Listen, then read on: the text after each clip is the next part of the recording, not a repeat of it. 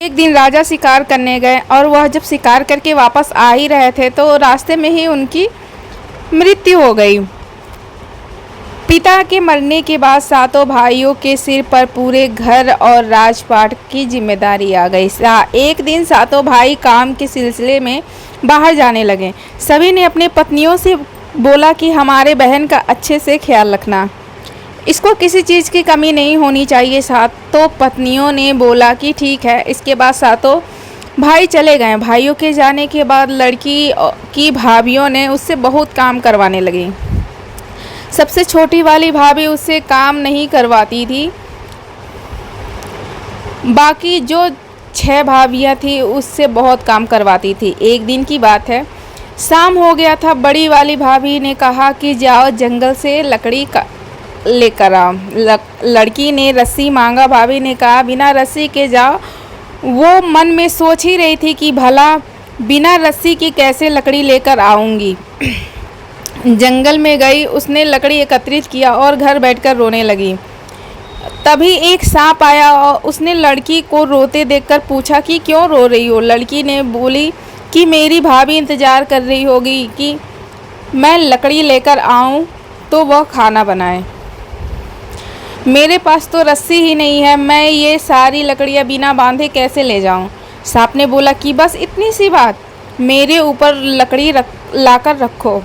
लड़की ने वैसा ही किया और सांप ने लकड़ी को लपेट लिया। इसके बाद लड़की फिर सोच में पड़ गई। सांप ने बोला कि अब क्या हुआ। लड़की बोले कि तुम्हें अगर मेरी भाभी देख ली तो तुम्हें मार देगी। सांप ने कहा कि चिंता मत करो, मुझे लेकर आंगन में ही छोड़ देना, मैं नाली के रास्ते निकल जाऊंगा। लड़की सांप की बात सुनकर खुश हो गई और अपने घर की तरफ निकल पड़ी। कुछ देर के बाद लड़की घर आई। उसने घर में जाने में रात हो गई। उसके देरी से आने की वजह से उसकी भाभी ने उस खाना नहीं दिया। उसे बहुत मारा पीटा। लड़की बेचारी रोते रोते सो गई। फिर अगले ही दिन उसे एक चलनी दिया और बोला कि जाओ पानी लेकर आओ। लड़की नदी किनारे जाकर पानी भरने की कोशिश कर ही रही थी, परंतु सारा पानी गिर जा रहा था। वो फिर वहीं पर बैठकर रोने लगी। तभी अचानक एक मेंढक आया। वह लड़की को देखकर बोला क्यों रो रही हो। लड़की बोली मैं पानी भर रही हूँ लेकिन सारा पानी चलनी से गिर जा रहा है, क्योंकि चलनी में बहुत सारा छेद है।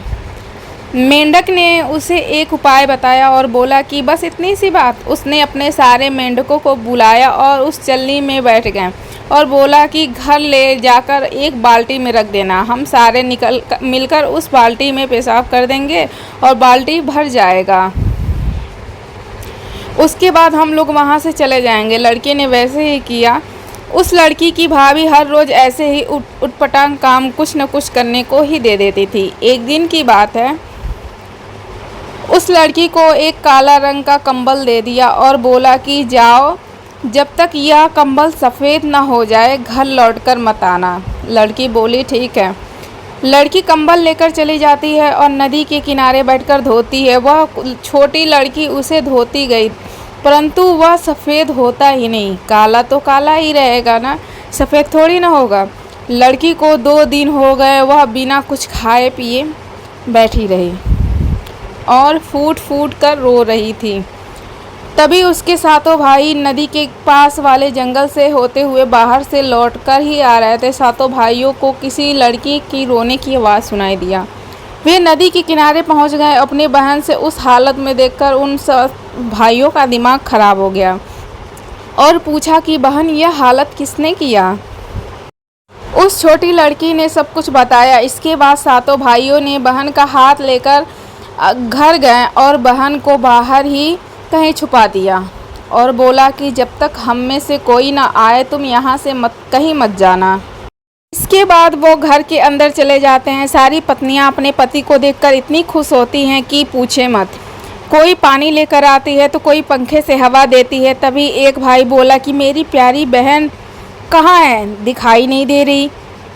तभी एक भाभी बोलती है कि यहीं कहीं पे खेल रही होगी। तुरंत दूसरी भाभी बोली अभी तो दूध भात खाकर यहीं पर ही खेल रही थी। तभी एक पत्नी बोली कि आप लोग पहले खाना खाइए, वो आ जाएगी।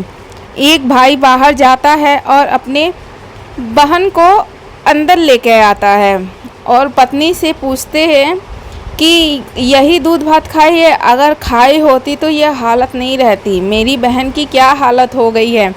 सारी पत्नियां कुछ नहीं बोलती। तब छोटी लड़की बोलती है कि सबसे छोटी वाली भाभी ने कुछ नहीं किया है, बाकी सारी भाभीयों ने मुझे बहुत सताया और काम करवाया। सारे भाइयों ने मिलकर अपनी पत्नियों को घर से बाहर निकाल दिया और छोटी वाली पत्नी रह गई। उसके बाद सारे मिलकर राजपाट चलाने लगे। वीडियो पसंद आई हो तो प्लीज़ हमारे चैनल को लाइक, कमेंट, सब्सक्राइब ज़रूर कीजिएगा। Thank you.